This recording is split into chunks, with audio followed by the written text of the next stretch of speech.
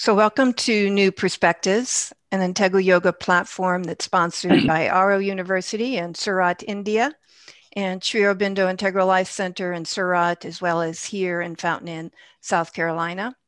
All three organizations are founded by H.P. Rama, who is with us here today.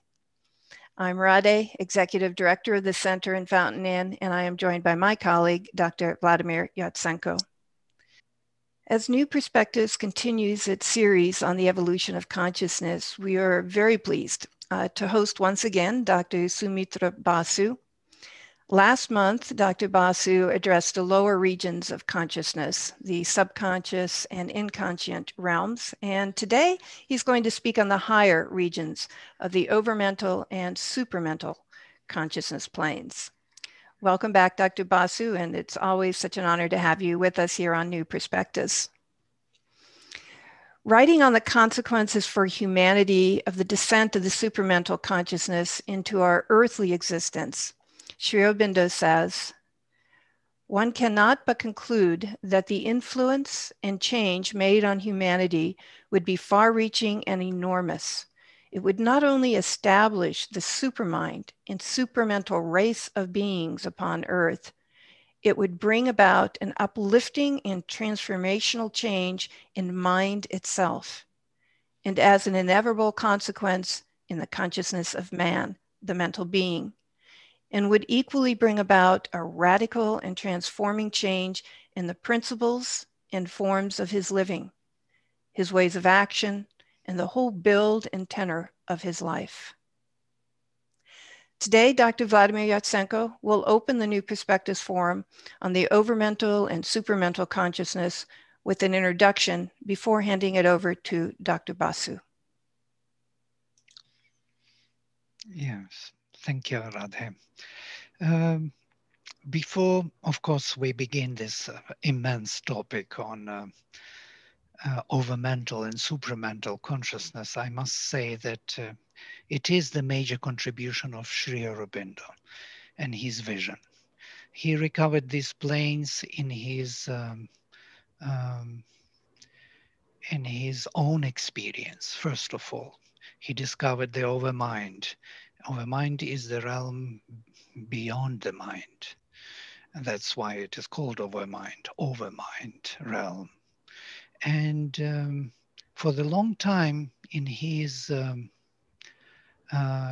studies and his research, he understood that overmind was the supermind and treated it as supermind. And then applying the forces of the overmental consciousness to the transformation of our being, of our mind, vital and physical, he noticed that the physical cannot be changed. The physical consciousness is not changing with application of this force. And then he traveled farther, higher, beyond the overmind, and he discovered the real, true supermind. And that is his major contribution to the development and understanding of our existence.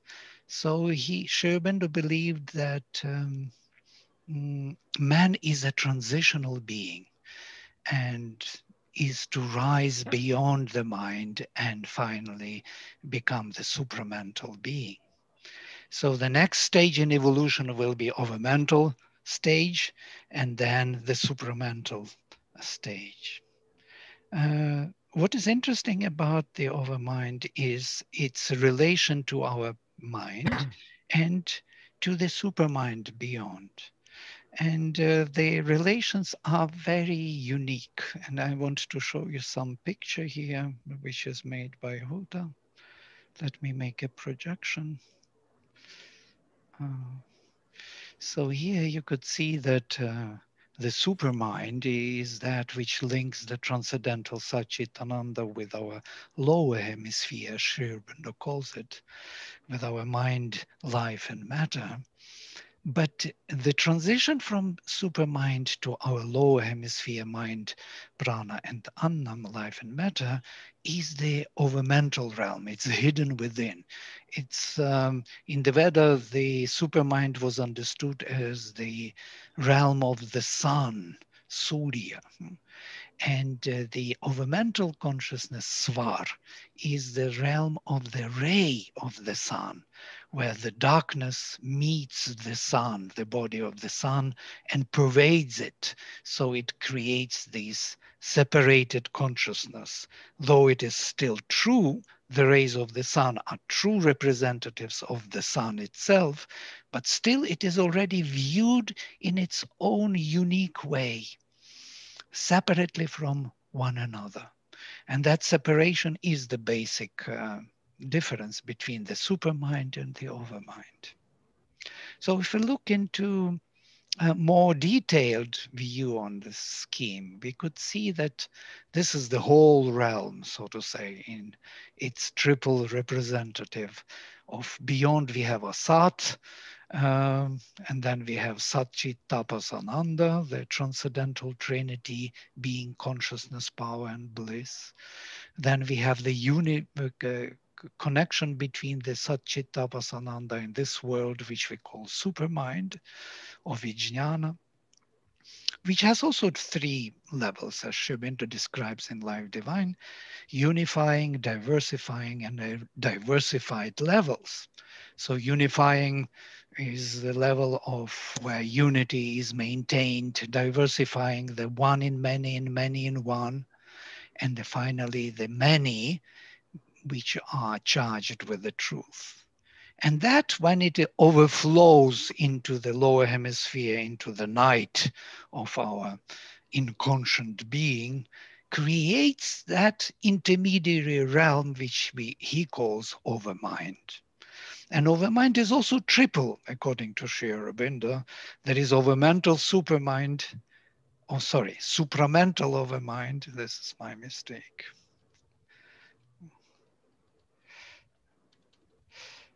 Supramental overmind.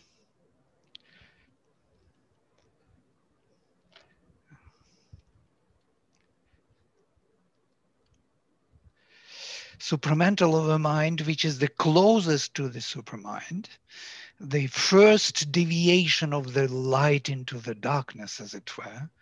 Then there is the overmental realm, overmind itself. Oh, the realm where all the presentation of the light are in clusters. It's a huge cosmic consciousness. And then there is a more diversified level of the rays or intuition, where the intuition acts upon our lower hemisphere and brings those rays of light into a particular context. It's more diversified, representative of that truth of the overmind. And then we have our mind, which is also triple. There is illumined mind, the highest in our field of lower hemisphere, so to say. There is the higher mind, which is corresponding. If we look at the chakras, we would see like Sahasrara, Ajna, and Vishuddha. These are three levels of our proper mind. Rational mind. And then we have the vital realms, also triple. The emotions, feelings, sensations, mental vital, physical vital, and finally we have the physical, also triple. And notice this triplicity is interwoven in that triple Satchit Ananda, which is represented in triple supermind, which is again becomes the origin for the overmind triple, which is the basis for our mind, vital and physical, which is also triple. So this triplicity is found throughout.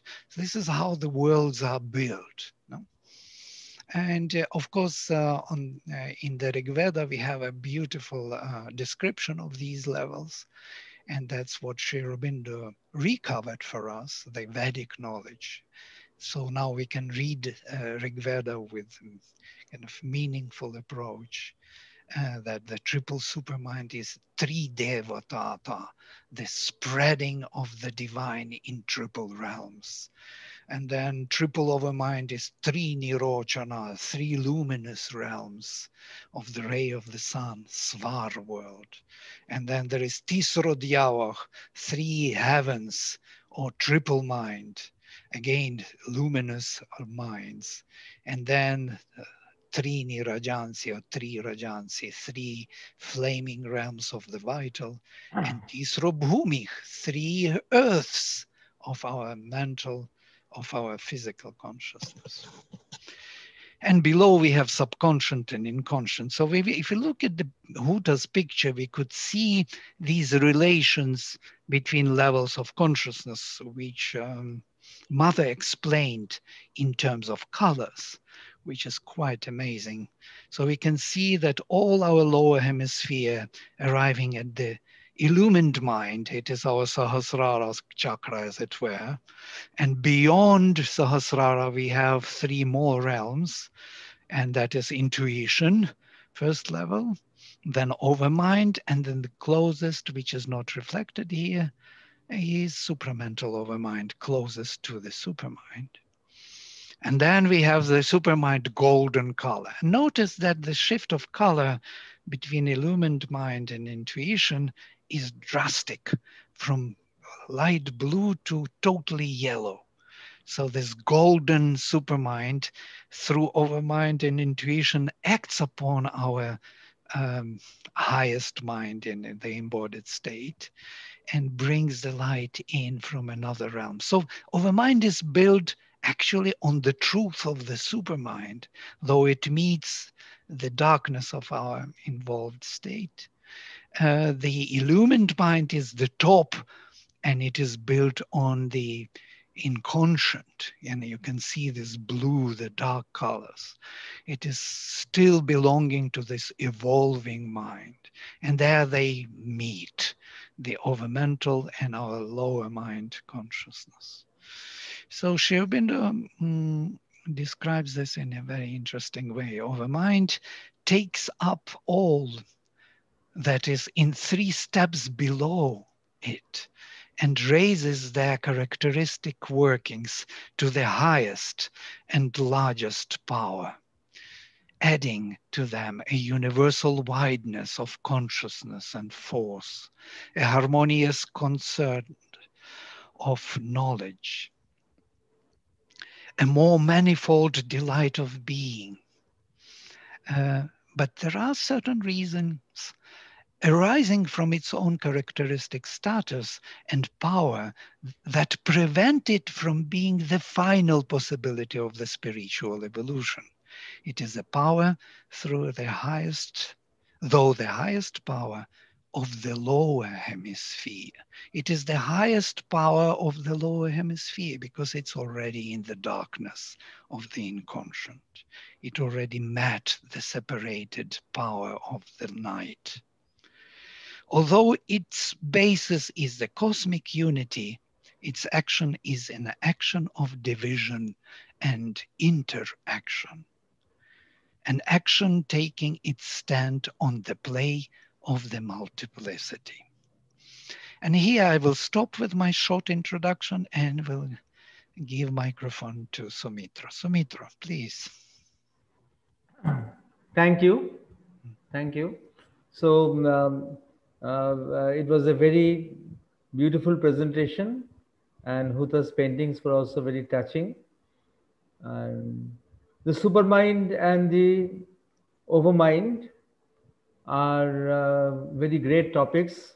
I would say the ultimate topics that is possible in the realm of thinking. And we have to approach it from many angles. We'll just try to understand one small aspect of it today, because it is something which will require a long time. As Vladimir said, that the supramental manifestation, when it takes place, then the new race will be formed. The supramental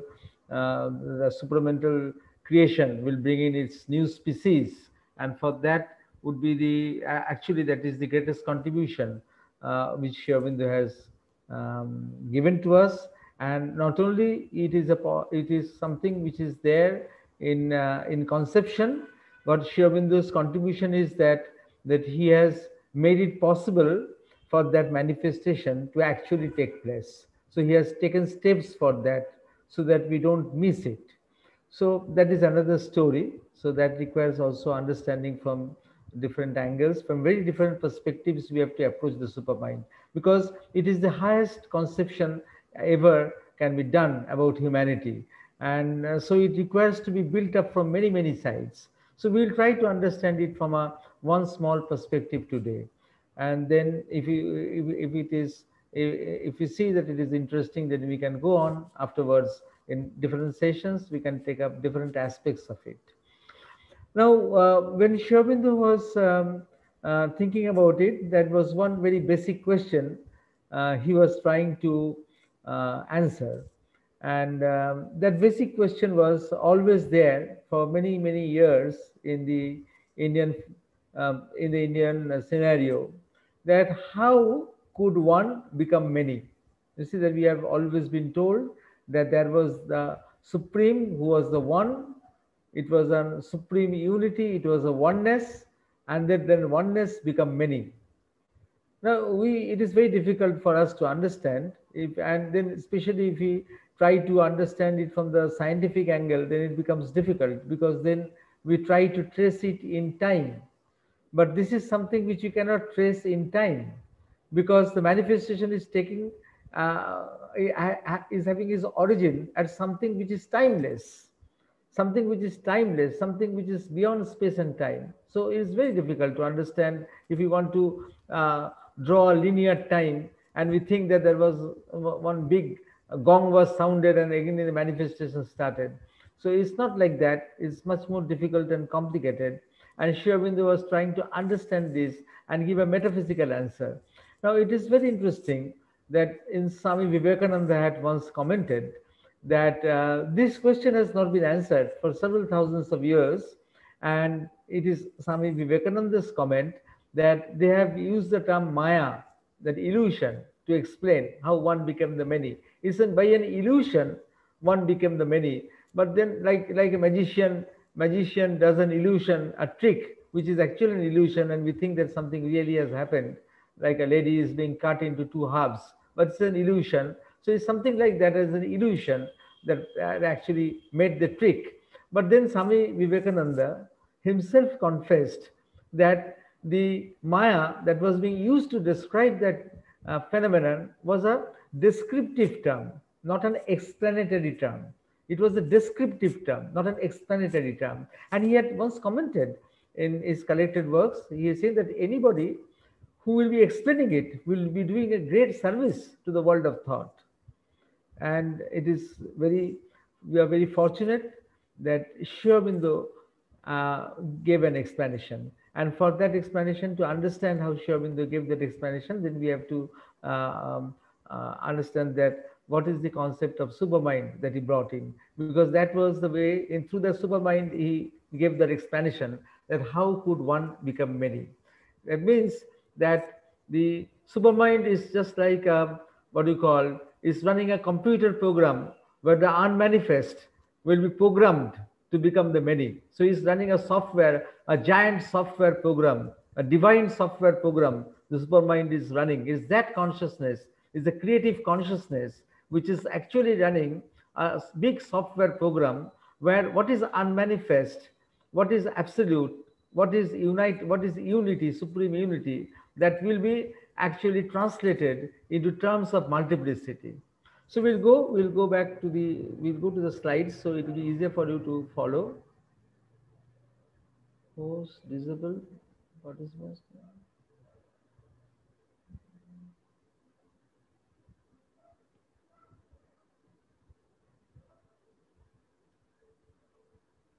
Why it is coming like this?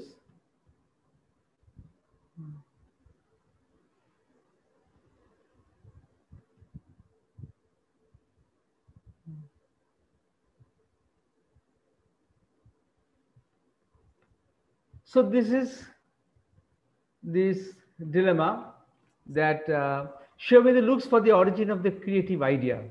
Now, where is the creative idea situated? Then this is, he surmised that it cannot be the absolute, because in the absolute there is no manifestation. The absolute is something which is unmanifest.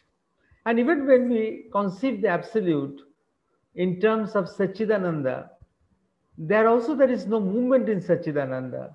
You see that because we only understand things by breaking up things, so we analyze Satchidananda as into three components: existence, consciousness, force, and bliss.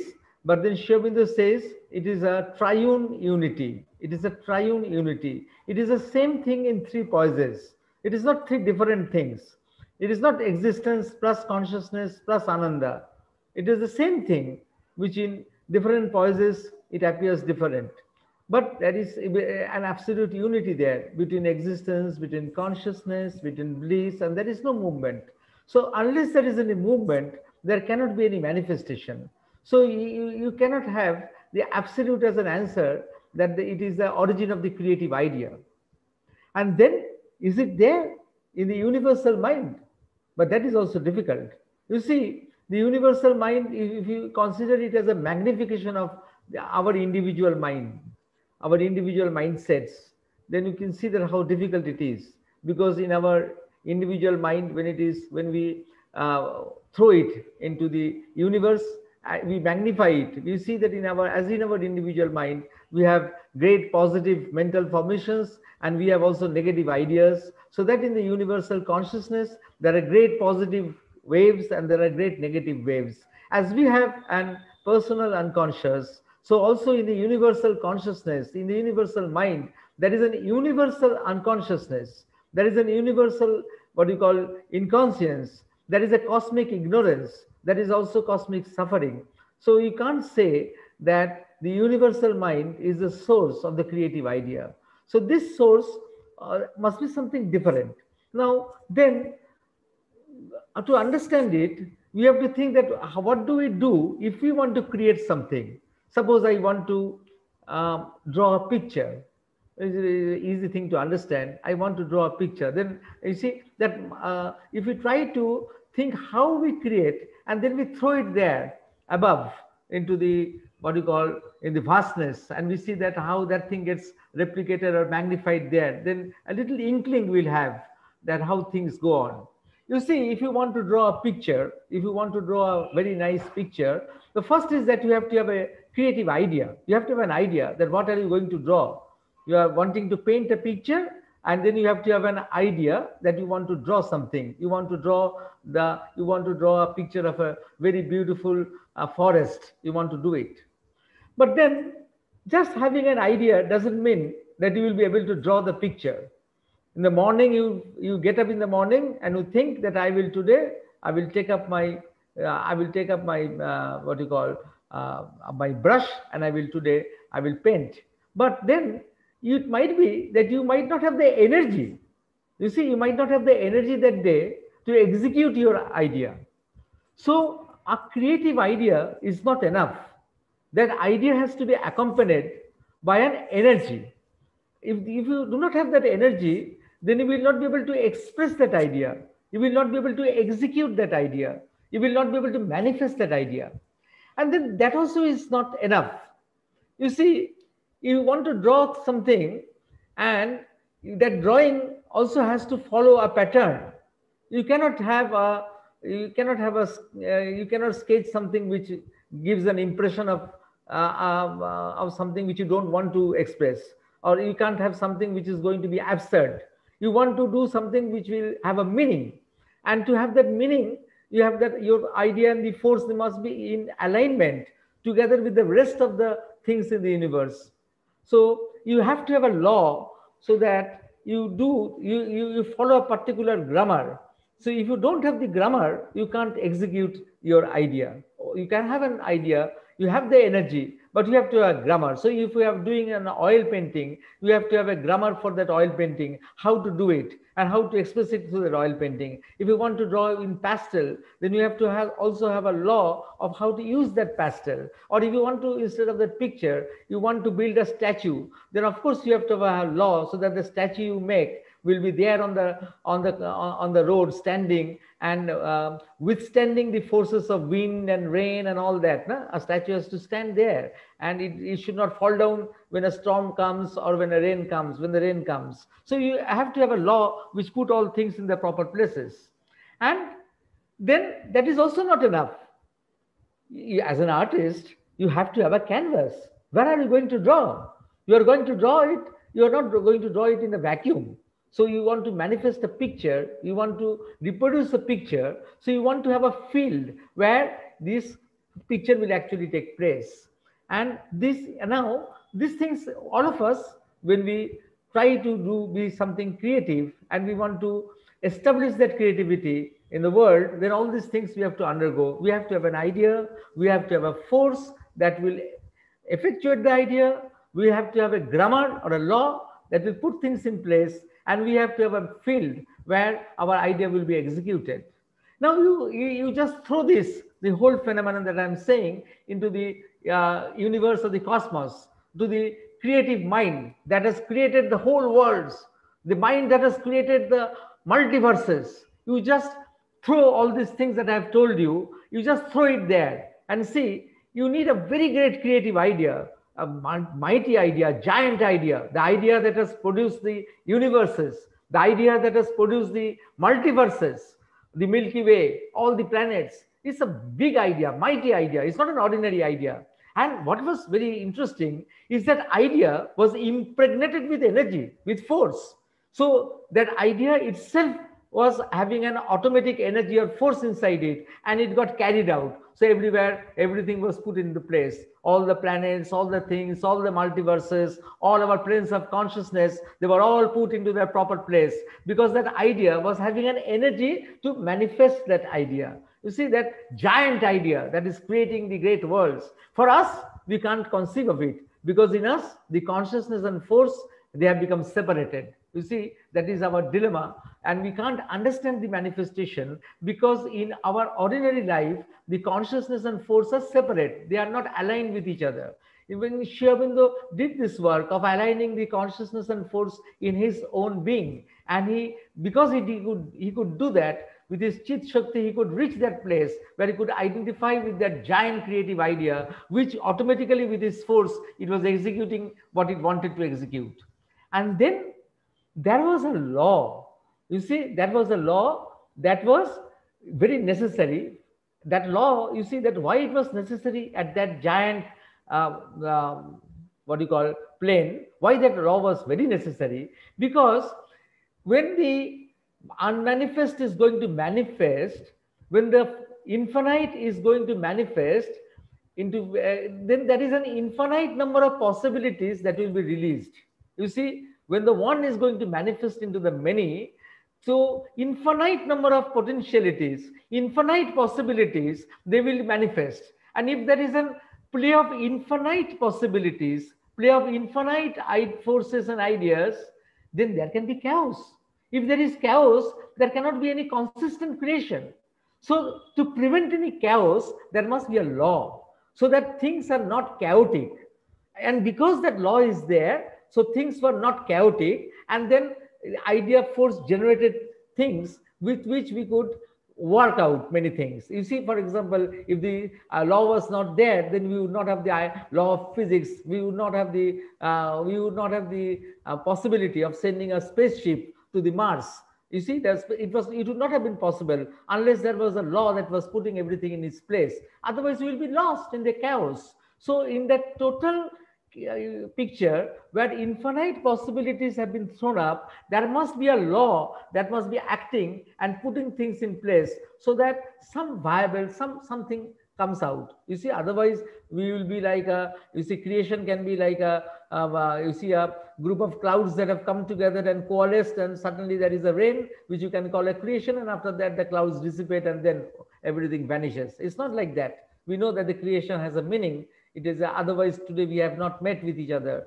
So that creation has a value, and for that value, for that meaning, the law has to put everything in its proper place, and that is the law which is called the divine law, and that is the law which also is known as the higher Maya or the divine Maya, whose essence had been lost, which Vladimir was saying that people were concerned with the lower Maya, which was the illusion, Maya which was considered to be the illusion. But the higher Maya is a different thing. It is a law of knowledge.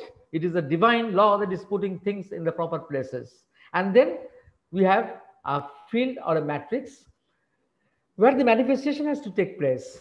And this manifest field will be provided by space and time. We'll come to that, how space and time come into being. But the successions in time, because movement, time is movement, and in space, you have to have divisibility. Otherwise, you can't have different spaces. So by successions in time and divisibility in space, there is created a field or a matrix in which the creation will manifest, will take place. So it's the same thing as if you are wanting to paint a picture on a canvas. It is the same thing that you throw it in a giant scale, and you see, you can have an inkling of how the great creation was going on.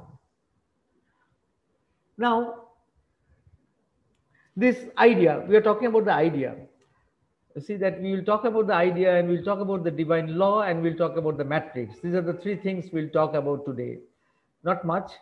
So this idea that creates the multiverses, it is not an ordinary idea. No, we are used to very ordinary ideas, because as Vladimir showed you, that we are in that lower portion, in the rational mind. Mostly we are in the rational mind, we claim, but actually we are mostly in the infrarational mind. So that idea must be a totipotent idea, an idea that has a potency, and a very holistic potency, a total potency, omniscient and omnipotent. So this must be the characteristic of that idea. And that idea must have, what we said, an inbuilt executive force, because you have to translate that idea into reality. So Sri Aurobindo called it a real idea. Sri Aurobindo called that type of idea which is going to create the manifestation, Sri Aurobindo called it the real idea. And you see, then an artist reproduces a pre-existent idea. So an artist is reproducing what? Is from vacuum, he is bringing the idea. The idea is already pre-existing in some higher consciousness from where the artist is bringing it down. As Vladimir showed, that it is coming down through intuition from very high levels. He showed that the supermind, overmind, and then below that was the intuition. And so it was the intuition that is bringing in something that was already there. Similarly, the real idea, what it is doing, it is bringing the unmanifest. You see, in the unmanifest, there were things that were concentrated in uncreative self-awareness, and it is trying to bring it there, and it is programming it. The supermind is programming that what is there in the unmanifest, the potentialities which are there in the unmanifest, it is programming it so that the program will organize it into spiritual archetypes. You see, I use the word spiritual. Nolinida used to use the word spiritual, so to differentiate from Jungian archetypes. So Nolinida used to use the word spiritual. So this archetypal, what you call the archetypal pre-programmed thoughts. No? So that is being what you call manufactured there. That is being manufactured there in the supermind, and then so that is the programming is therefore taking place in a creative consciousness, which is poised between the unmanifest and the manifest. The supermind is poised between the unmanifest and the manifest. It is containing the self-determining truth of creation. So that immediately brings that it is the creator. That is the supermind God. What we use the word God. Is it that? Is the supermind the actual God? We will come to this divine law. We'll come to that supermind. Whether the supermind can be considered as a god, but then we talk about a little about the higher Maya. Out of infinite possibilities, so consistent patterns have to be made. If consistent patterns were not there, we would end up in chaos. And so the divine law commissions a selective faculty of knowledge. So a selective faculty of knowledge is commissioned. No? So you have to have an out of infinite reality, you have to have selective faculties for different things. Laws that will guide biology, laws that will guide physics, physical things, laws that will guide the things with which chemistry is concerned, laws that will deal with the planets and all other things. Everything has a law and everything has a selective faculty. Otherwise, that thing will not be manifested, or that thing will not be worked out. So what was static has to become dynamic. What was static there in the unmanifest, the supermind is trying to bring it and making it dynamic. So from the supreme being, if we see Satchidananda, we also consider it as a being. Satchidananda can also be considered not only in terms of consciousness, but also in terms of a being. So out of the supreme being, a phenomenal being is being created. Now, there is a very beautiful beauty in this thing, that the infinity cannot be perfectly expressed in finite. You see, the divine law is wanting to make finite appearances out of infinity, but it cannot be very perfectly done, because it is unjustified that the finite will express the infinite totally. Always there will be a gap left. There will be always an element of imperfection, and because of that element of imperfection, we always have an yearning to outgrow, to grow. You see, otherwise we would not have an yearning to outgrow ourselves. So we always want to outgrow our limitations. You see, it is not theoretical, it is a very practical thing. I use it in psychotherapy. This principle, I use it in psychotherapy when people come because they're shocked, their fiancés have betrayed them and left them, and people have betrayed them, and people get depressed. Then I always tell them how did you think that a human being would be totally perfect? A human being cannot be totally perfect. That is basic yoga psychology. There will always be an element of imperfection, because of that imperfection, you will want to always to exceed yourself, to grow. If you are perfect, you will not want to develop yourself. You will remain static. So that's why the corollary is that perfection is always there only in the supreme divine, not in our human being, which, as Vladimir said in the beginning, is a transitional being. Now, there are many poises of the supermind. So there are actually he was talking about the Trinity. So there is a primary, secondary, and there is a tertiary poise. I'm not going into the tertiary poise so that things become very difficult to understand in the beginning. So you see, the primary poise is that poise of supermind, where the multiplicity is just present as it is just present as a potentiality. So it is in the primary poise, it is unity, it is a oneness, but the oneness is containing the potentiality of the many. So it is something which is containing the potentiality of the many, but it is totally one. So you have to identify, oneness identifies with oneness, but at the same time, oneness knows that it is containing in its bosom, in its matrix, all the multiplicity. It contains as a potentiality, as a possibility that can come forward. So you see that when we say that if the creator is the supermind, if it is creating things, that can we consider the supermind to be the God? Which when people talk of a God, what do they refer to? They must be referring to the creator, and the creator means the creative consciousness. So you can say that the supermind also can be considered as a God. Actually, as Sri Aurobindo explains, that this concept of impersonal God came from this level of the supermind, the primary poise of the supermind, also known as the comprehending poise, where the multiplicity was present as a potentiality, as an essence. It was present there. So it is therefore that is something that is going to be created. At the same time, nothing is particular. Everything is present as a possibility and potentiality. So this fits with the figure of the impersonal creator. And then there is the secondary poise. In the secondary poise, that multiplicity, which was there as a potentiality, is now comes to move forward a bit. It now comes to assert itself a bit. So though that it is there, it is held in that matrix of oneness, but still it is trying also to be something. It is also trying to be something. So it is something, if you see, in this poise, the creative consciousness is akin to the personal God. In this poise, the creative consciousness is akin to personal God, because when the multiplicity knows that it has been come from the oneness. That means each aspect of the multiplicity has the totality of the oneness as an essence inside it. Each aspect of the multiplicity has the totality of the oneness, has the totality of the oneness as a potentiality inside it. That means, you see, this is the personal God. When we think that all of us are different human beings, but all of us can be linked with the same Godhead, and the Godhead is same in all of us. So the God is equally present in all of us, though we are all separate, but God is present equally in all of us. So this can only come, this concept has only come from the secondary poise of the supermind, where the multiplicity was there, but the multiplicity knew that it was holding the oneness inside it. So it was not separate from the oneness. Only each aspect of the multiplicity will develop, but at the same time, it will have the totality of the oneness in each aspect of the multiplicity. So the concept of personal God has come from this aspect of the supermind. So you see that here knowledge of multiplicity from the poise of oneness. So it is the primary poise is the knowledge of oneness from the poise of oneness, and the secondary poise of supermind is the knowledge of multiplicity from the poise of oneness.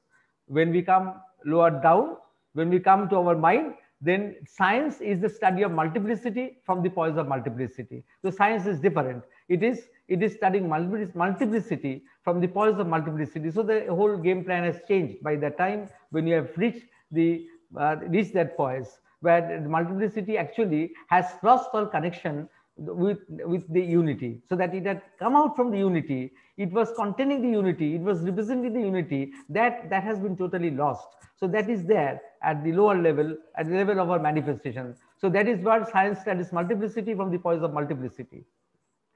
Now, the matrix of space and time. The matrix of space and time is a very interesting thing.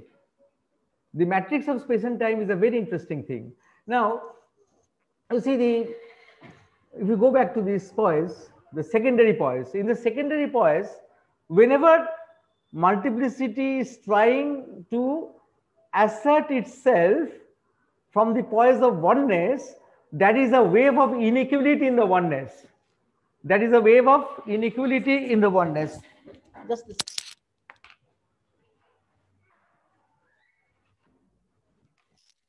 So that is a wave of inequality in the oneness. So that inequality in the oneness, that is a wave of inequality in the oneness, and from that inequality of the oneness, many things are going to happen. So that basic unity is disturbed and wave of inequality comes. And this is very interesting. Otherwise, if we don't understand it, we will not understand how the manifestation is coming.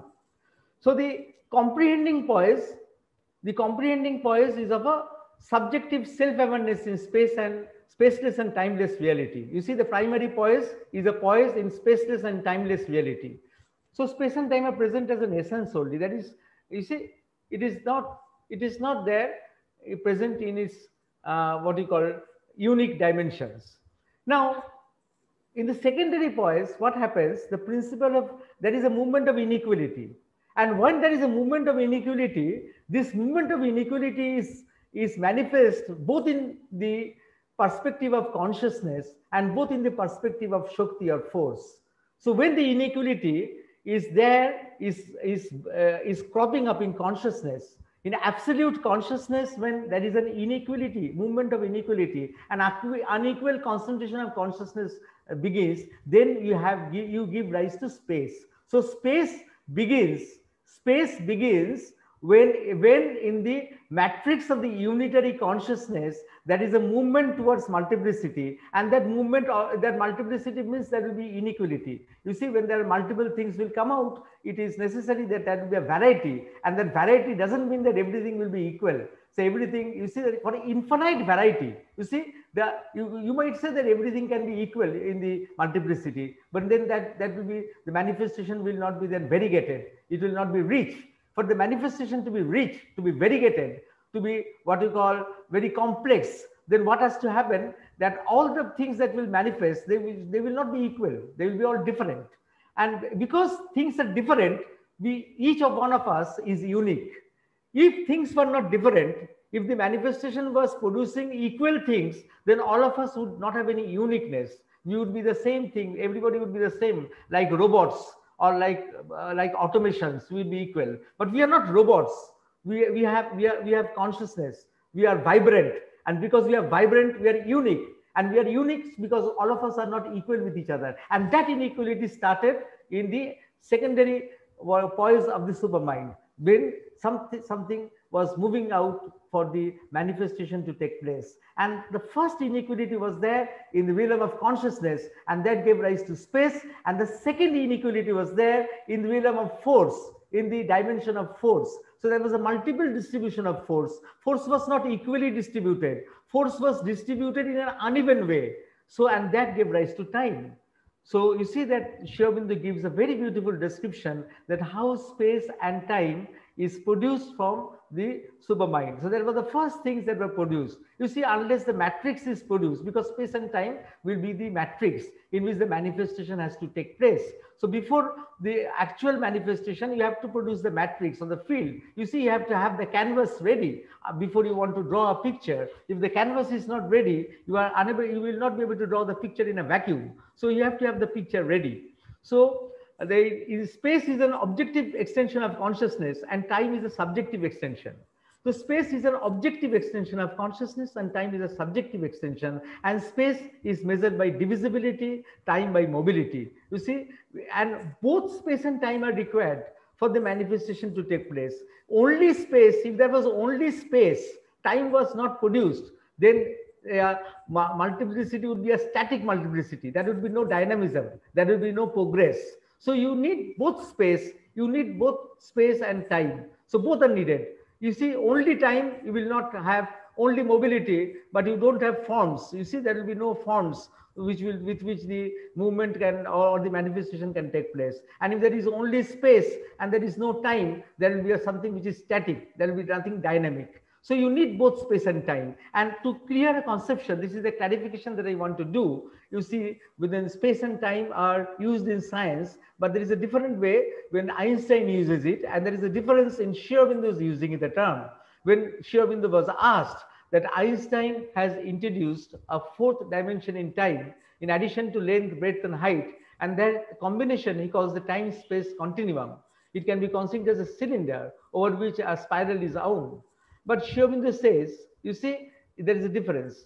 There is a difference in the way Einstein considered space and time and the way Sri Aurobindo considers it. Sri Aurobindo says that time cannot be relegated to the position of a mere dimension of space. It is independent in nature. That means he is not favoring the clamping together of space and time. It's not so easy. As he said, that time and space is very important. They are the fundamental dual dimensions of the Brahman. The fundamental dual dimensions of the Brahman. They are equally important. You see, you cannot clump them together and say space, time, everything is happening within space hyphen time. It's not like that. It's not so easy. They are dual dimensions, and they are the fundamental dual dimensions of the Brahman. Why fundamental? Because they are producing the matrix. And unless that matrix was there, the manifestation would not have taken place. And because of that, you see, there is a very interesting thing, because the inequality happened, unequal distribution of space and this unequal distribution of the force. What happened? The possibility of error came. The possibility of error came, but also the possibility of progression also came.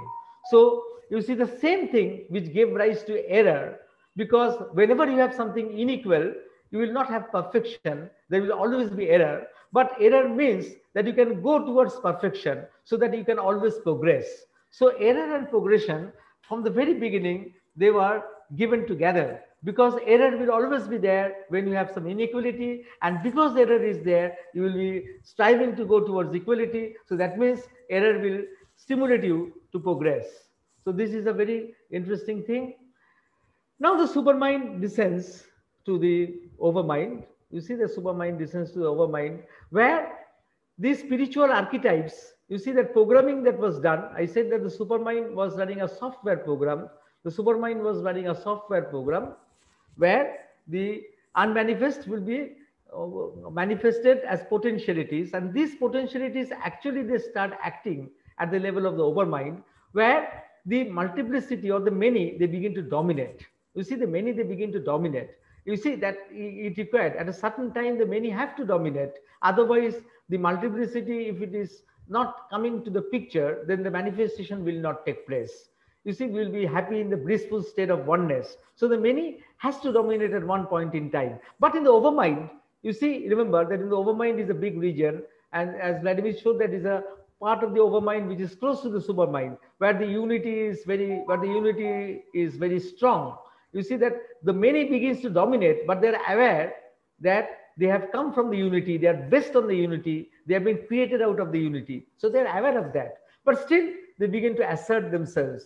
And that is the beginning of the knowledge of multiplicity. You know, in our Indian tradition, avidya, ignorance doesn't mean the way we use the word ignorance in common parlance, which means lack of knowledge. It's not that. It's of course knowledge. It is knowledge of multiplicity. It is not knowledge of unity, but it is knowledge of multiplicity. It is very important. If the knowledge of multiplicity was not there, then you would not have developed several disciplines. All these great disciplines that we have developed, that they would not have come if that knowledge of the multiplicity was not there. So you see the supermind is between the unmanifest and the manifest, while the overmind is between the knowledge of unity, which is vidya, and the knowledge of what you call the knowledge of multiplicity, which is avidya.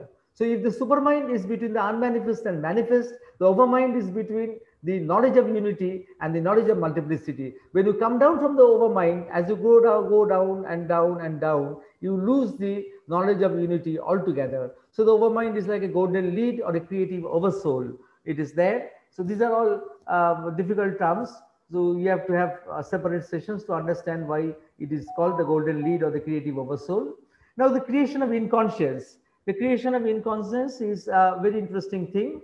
The overmind is thus a screen between the supermind and the manifestation. It is acting as a screen between the supermind and the manifestation. It is a dynamic entity, a protective double. You see that performs, it is necessary, that screen is necessary. And Shaubindo called it a protective double. Protection, it is giving a protection, or a screen of dissimilar similarity. That is similarity and that is dissimilarity both together. And it performs, it has two functions. It does not allow a direct action of the supermind or the ignorance, because the ignorance will not be able to bear the total influx of the supermind. It is not possible. The ignorance cannot bear the total effect of the supermind. And that is why that a shield is required. That is why a screen is required. But then it is doing another very interesting thing. Though it is not allowing the full flow of the supramental light, but it is diffusing a diminished light in the cosmic ignorance. You see, there is a cosmic ignorance below, and the overmind is not allowing the full supramental light to come, but diffusing some amount of light. It is diffusing, and this light that is diffusing some amount of light, not the full light, it is diffusing a diminished light in the cosmic ignorance, and this light is throwing up a shadow. Why it is throwing up a shadow? When it has gone to the rock bottom of ignorance. You see, the light is penetrating until it goes to a rock bottom where the resistance is so much that it cannot go further. And then it bounces back as a shadow, as a contrary shadow. And this shadow is then devouring or eating up all the light that is coming. You see, it is a paradox. You see, the light was that the overmind did not allow the full supramental light to come into the cosmic ignorance. It allowed only a diffusion of a small amount of light. That small amount of light reached the rock bottom of ignorance, and then it couldn't go further because there was so much resistance in the ignorance. The light could not go further, and when it could not go any further, it bounced back as a shadow, and that shadow, then other light that was coming, following, it devoured all that light, and that is how the inconscience was created. Such a beautiful description of the creation of inconscience. You see, Freud has described the unconscious, Jung has described the unconscious, but Shaubindo has described how the inconscience has been created. And therefore it can be said that overmind becomes the first parent of ignorance. Time is running up, so this is the last slide. So the supermind is permitting what you call the differentiation of the undifferentiated. You see, the supermind is permitting a differentiation of the undifferentiated, and each differentiated aspect is holding the essence of supermind. So each differentiated aspect, it is holding the essence of supermind. Otherwise, the electrons would have stopped rotating. You see, you can imagine what can happen if the electrons today decide to stop rotating. Our whole material universe will collapse. So something is there. Some inkling is there. Some shadow is there. Some aspect is there. Minute, dormant, hidden, but something is still there. Now, what Sri Aurobindo has postulated, that if the mind principle has been created by supermind, then it must be capable of resolving back to the supermind through a reverse development of expansion. So if mind principle has been created by supermind, then the mind can also go back to the supermind by a reverse process, a process of expansion, expansion of consciousness. And that expansion of consciousness is actually an evolution of the consciousness which has been carried over by our great avatars, by the great seers. When the biological evolution is one thing, but together with the biological evolution, there is a spiritual evolution that is also taking place. Remember, biological evolution, I'm not belittling it, I'm not ignoring it. That is one thing. But together with the biological evolution, in fact, more primary than the biological evolution is an evolution of spirituality, the evolution of consciousness that is going on. And the avatars that have come are actually leading that march. And you see, as Sri Aurobindo said, that if you lead that march of the consciousness in evolution, then you can go to different steps, and until you can go to the supermind. But actually, this step was being followed. Even Sri Rama and Sri Krishna were following that evolutionary path. But Buddha and Shankara, for certain purpose, they left that evolutionary spiral to go to the unmanifest, as the multiplicity was impermanent. As Vladimir was saying, that the great yogis, they left that path. I think he was telling this to me before the program started, that the great yogis left that path. Because, why they left? Because they saw that the multiplicity was impermanent. And the absolute light which was there in the unmanifest, that was more appealing. That was more appealing, that was very appealing, very exciting. And so that the multiplicity had become so impermanent, so secondary, so tertiary to them, that they decided to leave that and to go to the unmanifest directly. So they left the curve of evolution. Buddha and Shankara left the curve of evolution, the natural curve of evolution, and they opted for a different goal. You see, that must be a meaning for that. We are not trying to it is not a critical appraisal of them. It's just a phenomenon that we are telling. Of course, that they had brought in great spiritual riches, but by that thing that they had, you see that Buddha, what he did was so important that even after 2,500 years, we still remember him. He is such a famous personality, and such was his work that it is still relevant. But still, you have to understand that Mother and Sri Aurobindo had to come back to resume the journey which was left by people like Buddha and Shankara. So they had to come back as dual avatars. Might be if this work was done before, then Mother and Sri Aurobindo would have done some other work. But they had to come back and they had to resume the journey as dual avatars, as Ishvara and the Shakti, which will come back as consciousness and force in our lives. So that is something that they had to do, and they had to resume that journey because it was left undone before. And another important thing is that always in our Indian system, we have this description of the dissolution, prolaya. You see, in Indian parampara, evolution was not that important. You see, evolution was there in the parable of the avatars. The evolution was there as a seed idea, but the prolaya, or the dissolution of creation, was given more importance. And Mother and Sri Aurobindo, they were wanting that this creation should continue. It should not dissolve. There should not be a prolaya of this creation. There should not be a dissolution of that creation. So what Vishnu stands for, the continuity of creation. So that's why in Life Divine he has used the word Vishnu's pride, where Vishnu's pride means he is wanting to continue the work of Vishnu, of the creation has to be continued. And to continue that creation, the supermind has to be activated. Unless the supermind is activated, unless we reach the supermind, and unless we allow the supermind to manifest on the earth consciousness, you cannot have a guarantee that this creation will continue. Otherwise, the prolaya or the dissolution would come. So it is such a beautiful vision that Sri Aurobindo has given us. I think that my time is up, but it is very injustice. We cannot always speak on the supermind in a however long we can have the time. Always there will be, always it is a beginning, always it is just an ABCD of what we are wanting to describe or manifest. I think I will end with this and give the mic to Vladimir. Yeah, Thank you.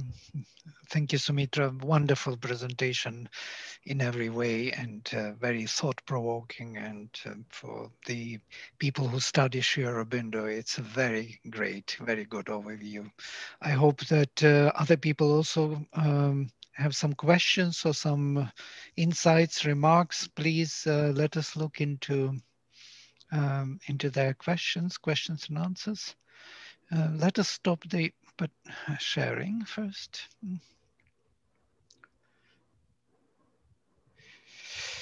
Great. We have some questions here.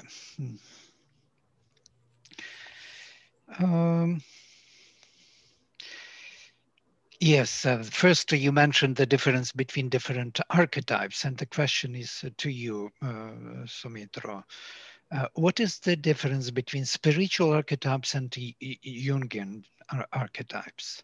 Oh, this is spiritual archetype. By spiritual archetype, Jungian archetype is just describing things which are there in the collective unconscious or the cosmic conscious. The collective unconscious is a very small part of the cosmic consciousness. It's one just small part. The cosmic consciousness is a very big area, and one aspect of it is Jung described as the collective unconscious. So you see that we have all our symbols, our mythologies, our dreams, they have a commonality. So that commonality means there is a common idea that is present in different, which is represented in different cultures by different icons. So that is Jung is concerned with that. But Sherman is concerned with the creative idea. It's not that idea which is existing there, and in different cultures it will be presented in different ways, in different dreams it will come, like the concept of the mother principle comes in different cultures in different ways. But Shamindo here is concerned with the creative archetypes. For example, all religions are different at the level of the mind. At the level of the overmind, they are all what you call outpourings of an universal religion. But at the supermind, the whole idea of religion is just present as an essence. Like in a canvas, you have a small a brush, a stroke with a brush, like that. It is just present as an essence. That essence, that is a spiritual archetype. And when we will come to the overmind, it will become the universal. It will be an universal religion which can support many religions. And at the level of the mind, they will become all contradictory things. So it's like that. The essence of everything is preserved there in the supermind, and that essence, the creative essence of everything, and that is called the spiritual archetype. Whereas Jung's things are a cultural thing, which is there in the, which has come, of course, it is a derivative of the spiritual archetype. It's not that it is unrelated. It is something which has been derived and is present in the cosmic consciousness. Mm-hmm. Thank you. There is another question here, which is more about Vedanta, Atman, and Brahman. Is the self-knowledge of Atman, Brahman identity of Vedanta at the stage of the supermind? Where does overmind fit in that scheme? And this would be a puzzle for everybody who studies Indian philosophy, because that is actually the contribution of Sri Aurobindo, who tapped into the Rigvedic actually vision and brought the overmind back to us. Yeah? Thank you for the enlightening presentation. So where does it fit, this self-knowledge of Atman Brahman identity of Vedanta? Does it belong to the supermind? But what if it depends upon what you mean by the self knowledge of the Atma. The self knowledge of the Atma in the Vedanta is that knowledge of the, what you call is the knowledge of the absolute unity. It is, which is the unmanifest. So it is beyond everything. So you can, with that knowledge, which where you are, you see which is a bit reflected in the comprehending supermind, where oneness is identified with oneness. So that you cannot, unless you come down into the manifestation, towards the manifestation, then you cannot fit over mind. In that level, you cannot fit, because that oneness is identified with oneness. So there you don't have this. Only when you are considering the question of multiplicity. And you see, for Sri Aurobindo, it is important because he is not considering the multiplicity as something to be dispensed with. It's not illusory. It is not to be dispensed with. And so then you have to look it from a different perspective. If you are looking it from the perspective of the unmanifest, then you don't need to look into the supermind, overmind, all these things, because you are satisfied with the unmanifest in that poise. So that was always there. So Sri Aurobindo didn't have to take the trouble to follow a different pathway. He said that he opened up a spiritual mind range. This is the word he used. He said that one can, as a galloping station from the mind, one can go to that spaceless, timeless, unmanifest absolute. That is one path which he regarded. He didn't disregard it. He regarded with what you call with the right with which it deserves. But at the same time, he said there is a spiritual mind range which can be unraveled, where the cognitive consciousness itself is undergoing an evolution. If you consider that, then that becomes what you call relevant. Otherwise, in that if you go straight to the unmanifest, all these things which you are discussing about supermind and overmind will not be important. Because you see that as Mother said that last time we discussed about this, that only Sri Aurobindo considers that the individual is not going to get obliterated in the absolute. The individual, once he has been produced, has to remain and has his own what you call own work. So the reality is not only transcendent, it is also universal and individual at the same time. So individual is not going to dissolve into the transcendent or not going to disappear into it. It is going to play its part jointly together. Once you see that that it has to join with the Jivatma, the individual, the Jivatma, it has to join with the Jivatma. The psychic being has to join with the Jivatma, and that joining takes place in the supermind. You see, the psychic being will join with the Jivatma, and that joining will take place in the supermind. So it gives the individual a different identity. But if you are talking in terms of that super, what you call as the Vedantini is talking about, that going to the unmanifest, then all these things, they don't have that relevance. Mm-hmm. It's only because if you want to transform the world, then these things are necessary. If you're looking for a liberation from everything, then these things are not necessary. Right. By the way, this topic is raised already in the Rig Veda, where there is Agastya Rishi trying to go to the beyond. He made his mind to go to the transcendental, and then he meets Indra, and Indra is the lord of Svar, of the intuition. And Indra tells him, where are you going? What are you looking for there? Their even intention to know the truth, to become immortal, is not kind of conscious, because it won't be relevant, because there you dissolve into the oneness, and then you don't have anymore the sense of immortality or sense of the fulfillment which you are looking for in this state of consciousness. So he says here, look at Agni, let us kindle the fire. That is the consciousness of immortality, and do the sacrifice, do the transformation of our nature and grow in consciousness here. Then you will realize that what you are looking for. This is a very important issue of how we view the tradition which we inherited from the past, especially older yoga traditions.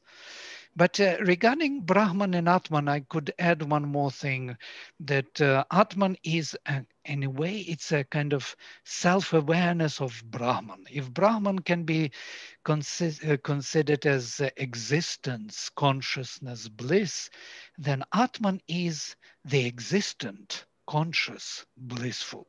So there is some awareness, self-awareness, which becomes actually the foundation for all manifestation. That is from there that Supermind takes the idea that any poise of consciousness can be the self, and that's how it creates the multiplicity. It is that which is kind of coming from the transcendental, that idea of self-awareness.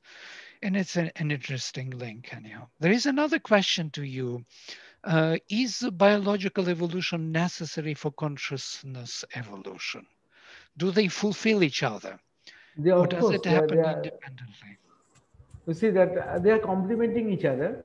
Only that will be a change of strategy.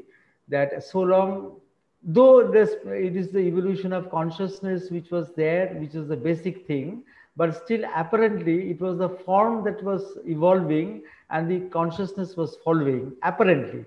But once we have come to the level of the human mind, then further evolution will have a different grammar, where the consciousness will you can see that the consciousness is evolving and the biological evolution is following that.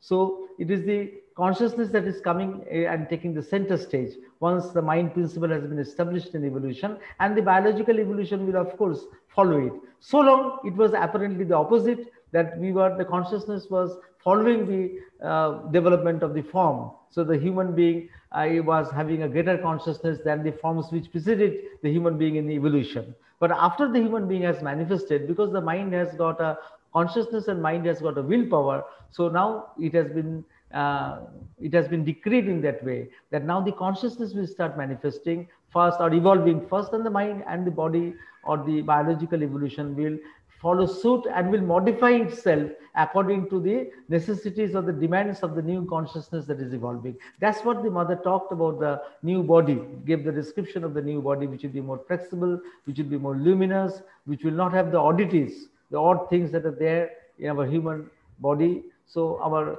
system will undergo change, our organs also they will undergo change. The divine body, Sri Aurobindo said that how the functionings of the organs will change, how also we are moving to that, as Sri Aurobindo said, that even that you can have reproduction without the usual means. Now together with our IVF and test tube babies and all these things, that you see that the world is also moving to that. Biologically, it is also moving to what was envisaged, that this could happen. So of course, but the evolution of consciousness now is the main thing that is going to drive the evolution of the body. There are very good questions here. Unfortunately, we are a little bit over time, but shall I take them? Rather, a few of them. Yeah. This a very good question. What will happen to all world religions once Supermind becomes stronger? Will they all merge or go?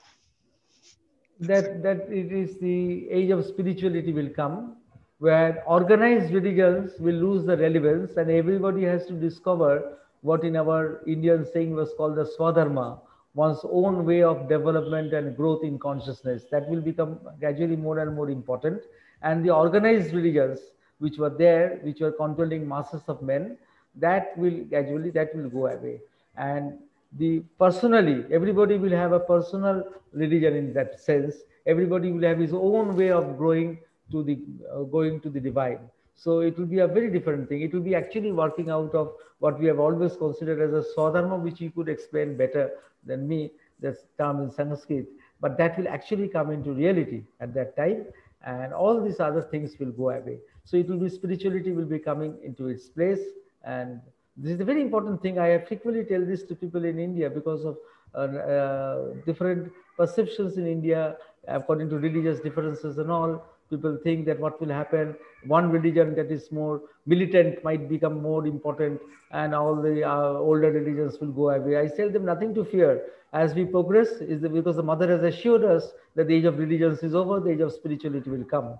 If you stick to that, if you adhere to that, if you believe that, then you know that things are going to change in a different way, not the old way. Perhaps this is the reason why the old fanaticism of different religion is now coming to the front, because they know that the time is going up, the time is up. So suddenly you see, you see that in 1960s, when the Beatles appeared, when the hippie movement came, there was a wave of internationalism all over the world.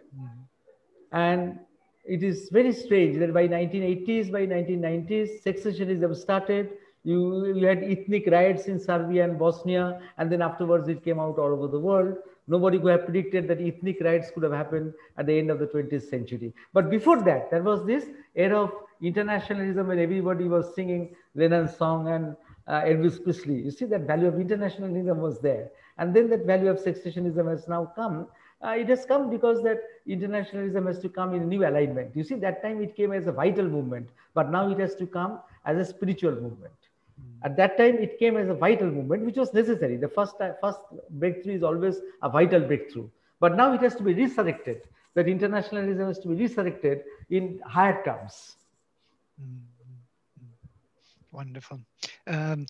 You mentioned psychic being. How does it join to what? What is going on? What will go on with that? The psychic being joins with the Jivatma. It doesn't dissolve, but it joins with the Jivatma. It's like that. You see that you have when people think that it's going to dissolve, then I tell them, and people don't understand that suppose your son has grown up and you are running a company, then your son joins with you to also be a director of that company. Your son is not disappearing inside.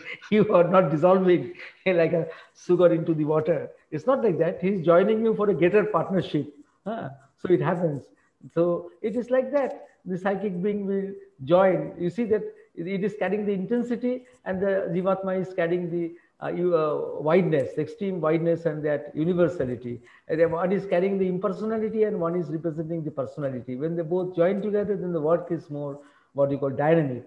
And this joining can only take place in the supermind. But this is very important. Then the uniqueness of the individual is refounded in new terms. So the uniqueness is always there. It is not going to go away. Only it is to be reformed or recast in a very new and very higher terms. That was the reason of this creation. Bahusyam, may I be many. He wanted, the Supreme wanted to be many in reality, not just in some kind of, illusion, imagining himself many. He wanted to be many. And that uniqueness is actually representative of that supreme individuality. There is another question interesting here. Why did the line of Tapasya diverted from evolutionary path? Very provocative, very interesting question. The line of the? The line of Tapasya. Because mainly it is psychological. It was very psychological that because they were, you see that the overmind, even if they reached the overmind also, they might have reached the overmind, but then they lost interest, because you see the overmind is the superconscient cosmic consciousness. The overmind is the top of the cosmic consciousness, is the superconscient cosmic consciousness, where you have the multiplicity, but the multiplicity that you see around you is always in time, in temporal. So it is not timeless. It is time, it is bound within the constraints of time and space. And once in Tapasya, they found the spaceless and the timeless absolute. That was great. It had a great psychological appeal. It was so interesting, so overwhelming, and so complete, so total.